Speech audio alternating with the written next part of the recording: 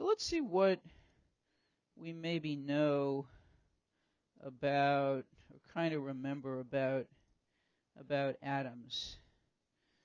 So think about what you know. Roughly, what's the radius of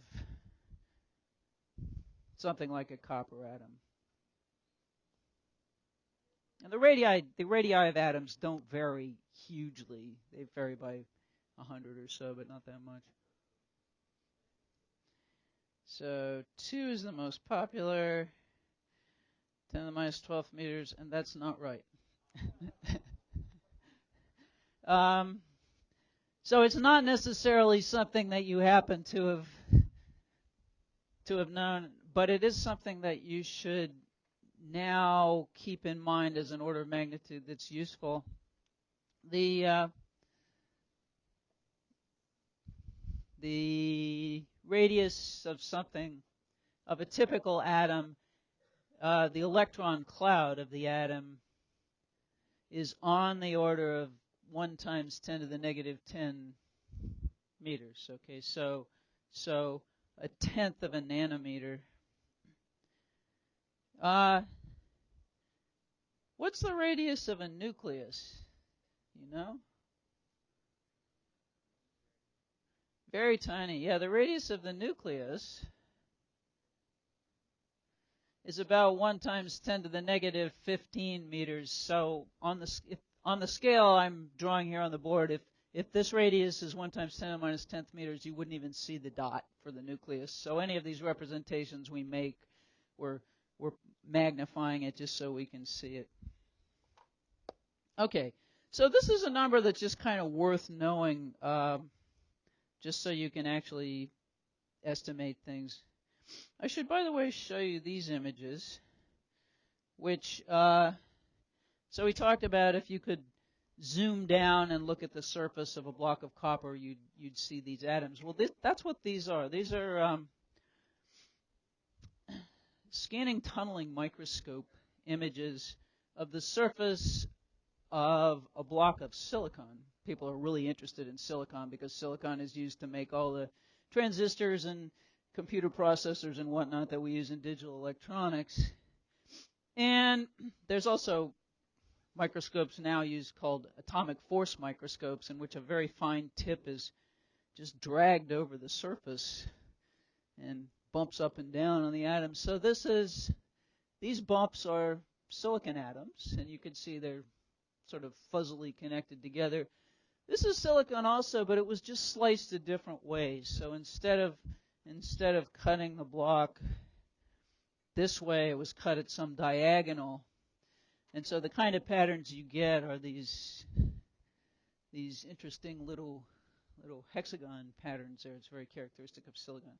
So it's not a simple cubic crystal. It's a more complicated crystal. But so we really do know that the structure of various kinds of metals and semi-metals and whatnot, we really do know that atoms are arranged in these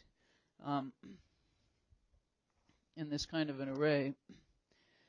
So here's what we want to do. We want to find out the characteristics of these interatomic springs, but there's a lot of them in one block of object. So in order to do that, we need to find out about how long one of these chemical bonds is.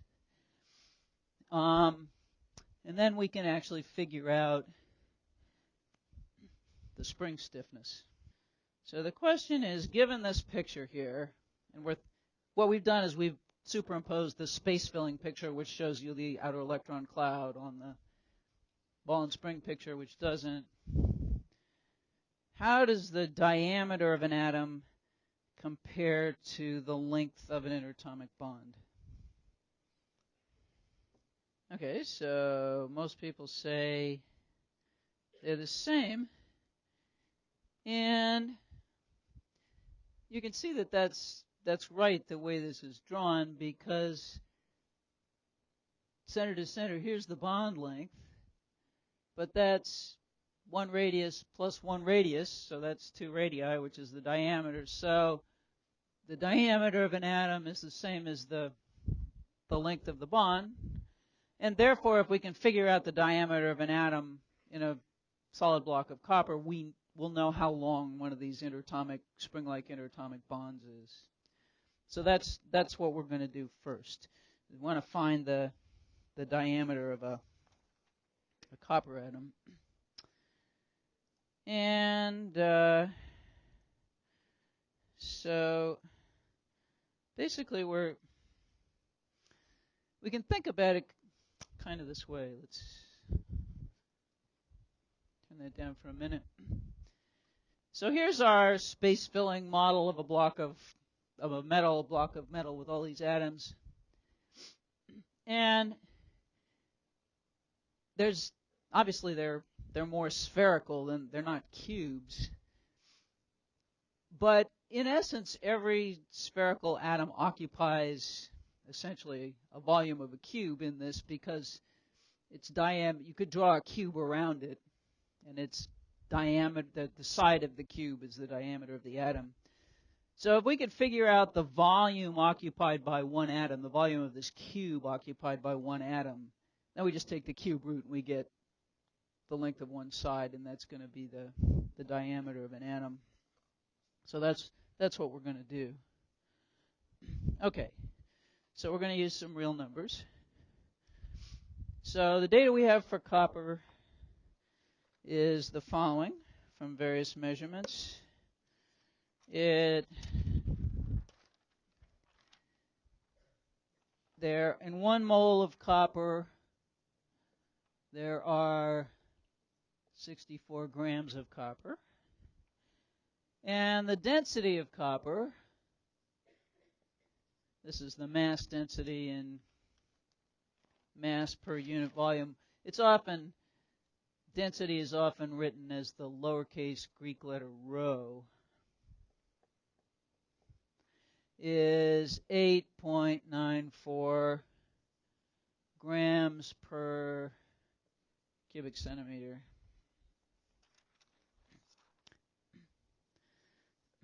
Okay, so basically what we want to find out is we have one atom, and we want to find the volume of this cube that contains the atom, and so then we can take the cube root and get the diameter, which is the length of one side. So what we want to end up with is something like the number of cubic meters in the volume of one atom. That's what we want.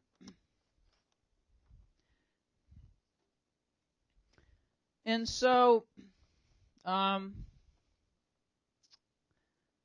really we can just do this by looking at the units of these quantities and thinking about how we want this stuff to come out. This is called dimensional analysis. And we're just thinking about the units and what we're going to need. So since we want distance cubed on the top, we should probably write the density as upside down as 1 cubic centimeter for 8.94 grams of copper. And we might as well convert to SI units just because this is not absolutely necessary, but it just saves trying to think in 2 unit systems. So we have 10 to the third grams for 1 kilogram. That gets it into kilograms. And I assume you've done stuff like this in chemistry where you're doing algebra with both numbers and units, and the units can actually cancel out. So now we can cancel out grams, and we're going to have cubic centimeters per kilogram. Does that look familiar to you? Yeah, you're just doing, yeah. You've done that a lot. And let's get, so then we want meters. So we want 1 cubic meter. And here's where people always stumble. So 1 meter is 100 centimeters. So 1 meter cubed is 100 centimeters cubed. So that's going to be 10 to the 2 to the third. So that's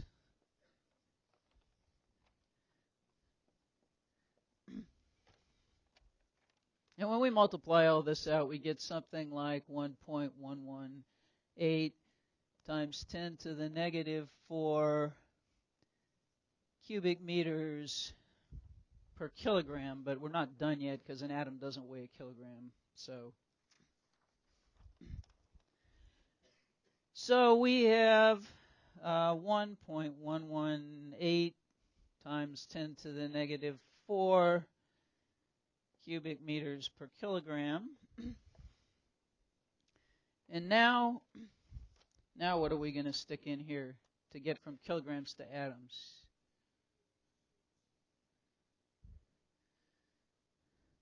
Yeah, okay, so we want 0.064 kilograms per what? How many atoms in 0.064 kilograms? 6.02 times 10 to the 23rd atoms, Avogadro's number. And let's see, we get rid of kilograms, and we're going to have cubic meters per atom, which is exactly what we wanted. So that's 1.189 times 10 to the negative 29 cubic meters per atom. So that's this volume here. This is 1.189 times 10 to the negative 29 cubic meters. Pretty small. And so if we take the cube root of that, so we get the diameter is 1.189 times 10 to the negative 29 cube root, which turns out to be 2.28 times 10 to the negative 10 meters. So here's 10 to the negative 10 meters for diameter or radius of an atom showing up again. And there are various ways to do this calculation. There are other ways to do it. It's done slightly differently in the book, but that's the basic idea. Okay, and if you just track the units, we'll be in good shape. So let's record this, which we're going to need. So the diameter of a copper atom, which we got from its density and its atomic mass, is 2.28 times 10 to the negative 10 meters, and that's also the length of this interatomic spring. Okay. So now the next problem is that in any piece of copper, including, say, a copper wire, there are lots and lots of these springs.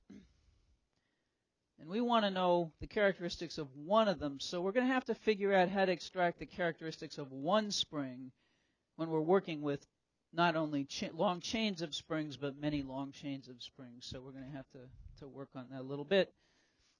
So we're going to go back to thinking about springs. So we have an equation for the force exerted by a spring on something attached to it. It's negative spring stiffness times the stretch times L hat. This equation is actually your friend, because if you actually use it, you're never going to get the direction of the spring force wrong. But you have to think for a minute about what L hat is, and I saw some people having some issues with that last night. So suppose we have a spring hanging down from the ceiling, and then there's a mass bouncing up and down on it. So when the spring is stretched, what's the direction of L hat?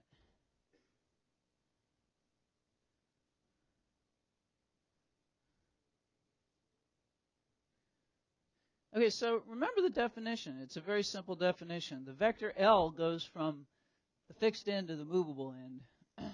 So that's L.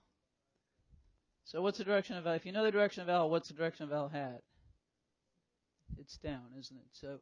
So L hat by inspection is going to be 0, -1, 0.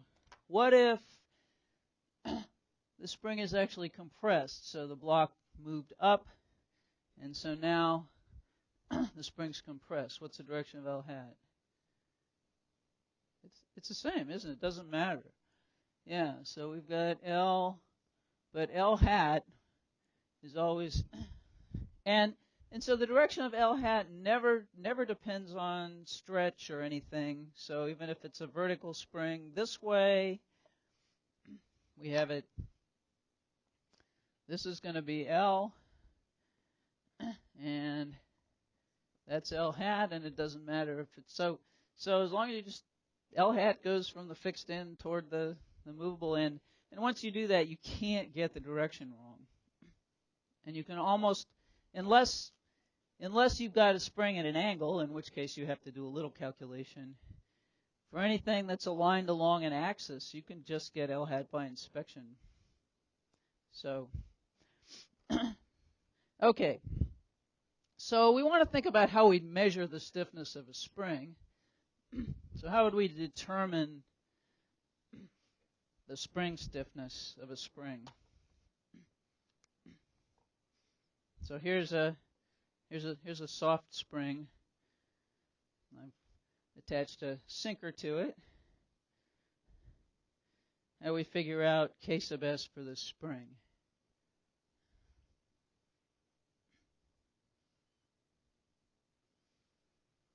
Well, could we use a principle? When in doubt, start from a fundamental principle. How many fundamental principles do we have so far? Yeah, we only have one fundamental principle, the momentum principle. And so if we don't know what to do, we can start from the momentum principle. So let's do that. So here's our mass hanging on a spring.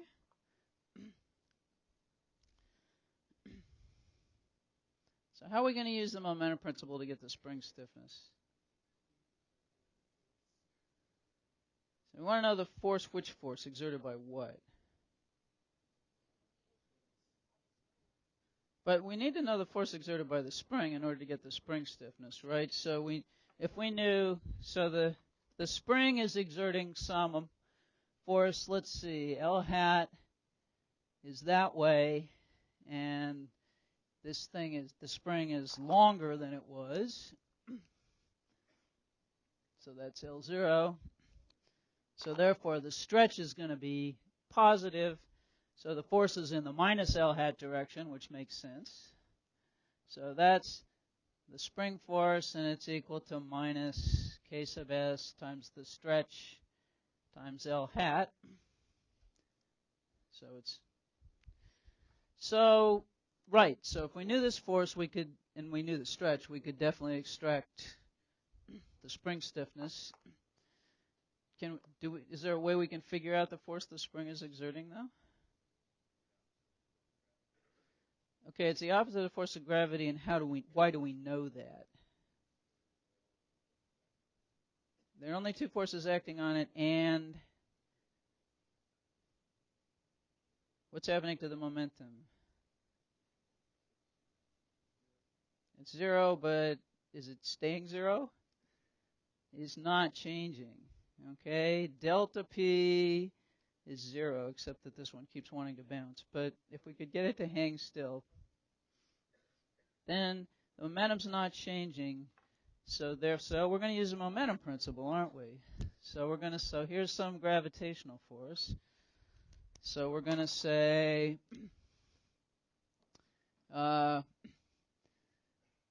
P final of the mass, that's our system, is P initial plus F net delta T, and we're gonna very soon get to a point where when we're talking about situations where the momentum is simply not changing at all, we say, well, heck, let's just take delta P over delta T and take a derivative. But for right now, we'll do it this way. Okay, so momentum isn't changing. So that means over some time, 1 second. So that means F net must be 0, and that's going to be equal to the gravitational force plus the spring force. So therefore, as you say, the spring force and the gravitational force must be equal and opposite. So let's work that out.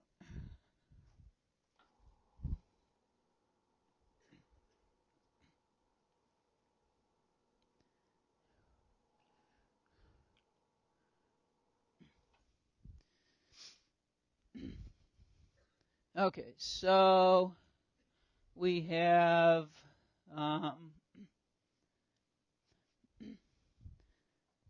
0,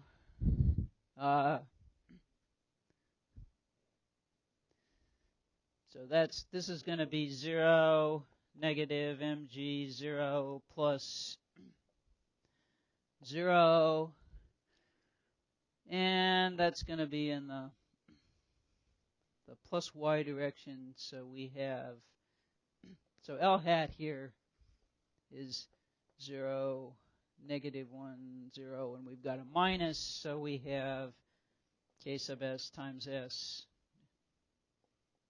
0. That's going to equal 0, and so we can solve for the spring stiffness if we know the stretch.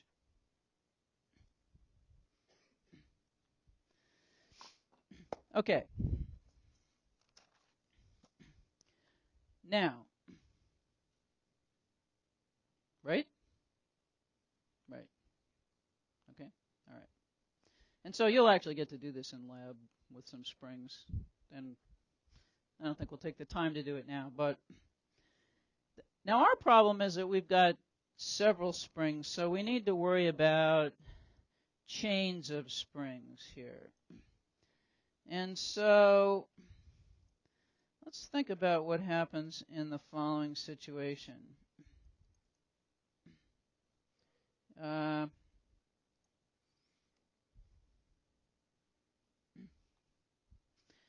So we have a spring. We hang a 1 kilogram mass from it. We're using, that would be a pretty macho spring, but we're going to use simple numbers just to reason with here to make it simpler. And the spring stretches 4/10 of a meter, so it must have been a really long spring, several meters long. What happens if we take 2 of those springs and put them together like this? So we have, if we have a spring with some length L0 and we hang a mass on it, now it stretches 0.4 meters. Now we start with 2 springs, length L0 plus L0, and we hang the mass on the end of this. How much is the spring going to stretch? So try to visualize what's happening. This is the Feynman talking about using your imagination. Try to see in your mind what's going to happen when you do this.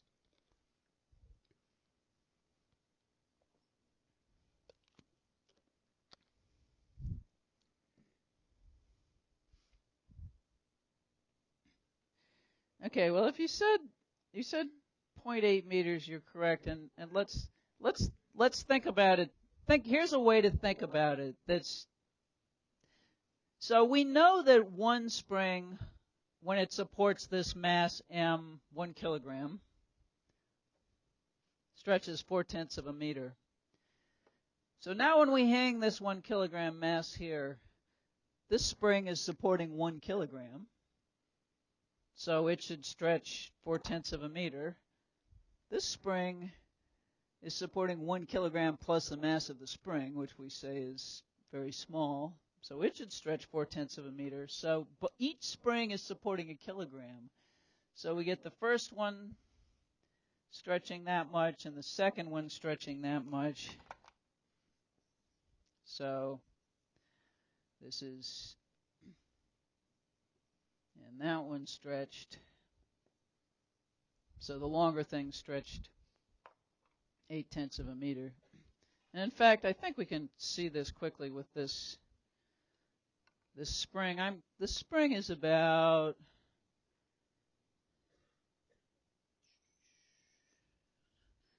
18 centimeters long.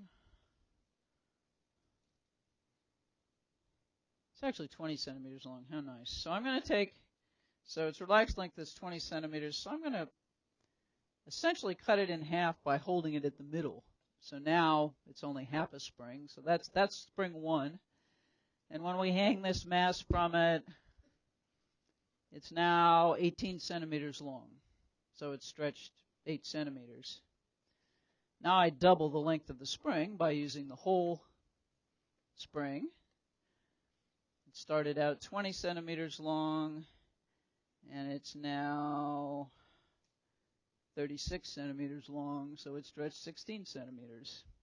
So twice the length, twice the stretch. That makes it a softer spring, right? Because if we think about magnitudes for a moment, not worrying about directions, we have the force by the spring is K sub S times the stretch, the magnitude. Supporting the same weight, so it's still supporting a kilogram, but the stretch was bigger, so the spring stiffness must be smaller. So let's see. We'd have to know, well, okay, so if it stretches 0.4 meters for 1 kilogram, the spring stiff, so we have the spring force was equal to 1 kilogram times 10 newtons per kilogram, so 10 newtons. And that was K sub S times 0.4 meters, which is the stretch. So it looks like the spring stiffness was 10 newtons divided by 0.4 meters, which is, what's 10 divided by 0.4?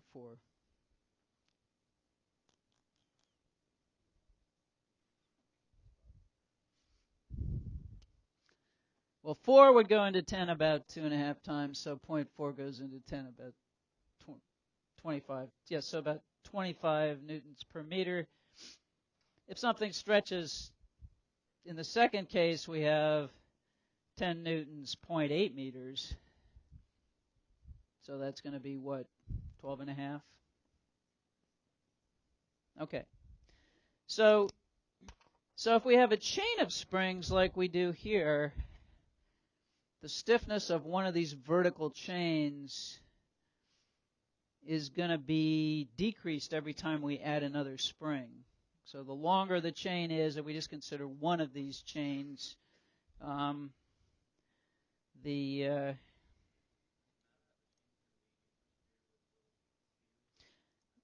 well, let's think about this for a minute.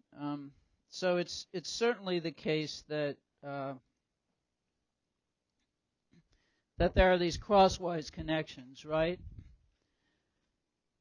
So we're looking inside a wire, and there's a mass hanging from the wire.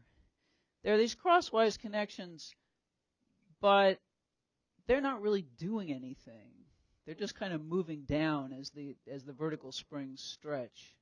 So very little's happening there. So we can actually think about it like this, as if we just had a bunch of parallel chains of balls and springs supporting something. Okay? So we can say springs in series, so end to end, is less stiff.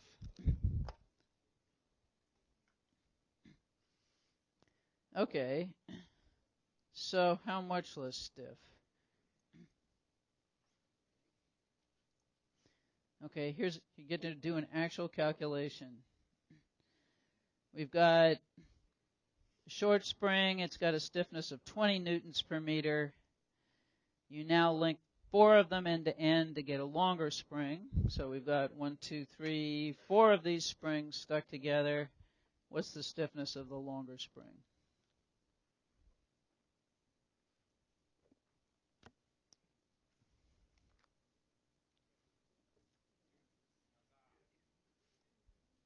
Okay, so 2 is indeed correct.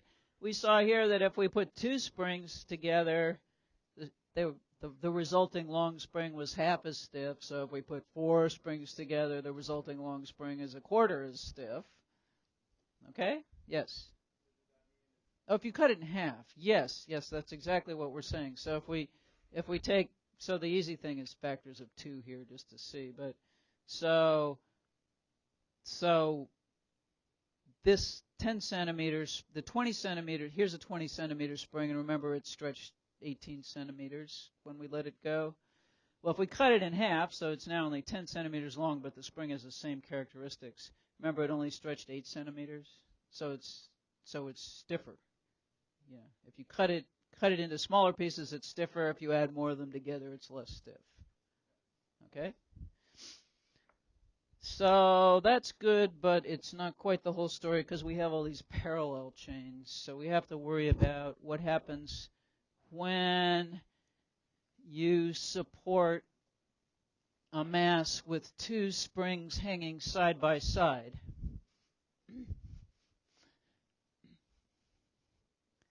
Okay, so we have one spring of length L0, and when we add some mass to it, it stretches some amount S. What's going to happen when we take 2 identical springs and hang the mass from them so that they're sharing the load? Okay. So here's the question.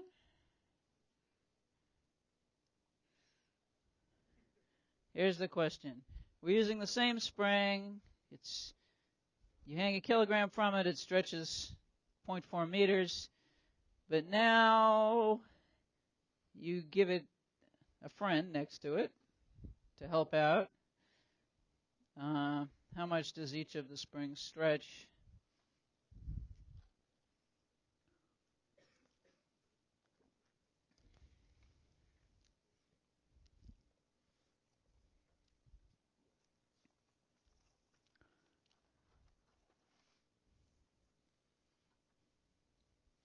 That's right. So if each spring only has to support half the weight, it only stretches half as much, which means that springs in parallel, the effective double spring is stiffer, right?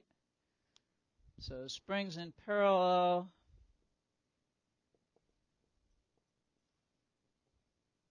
stiffer. Okay. All right. By a factor of 2, right? So I mean 2 springs by a factor of n, depending on how many things you've got there.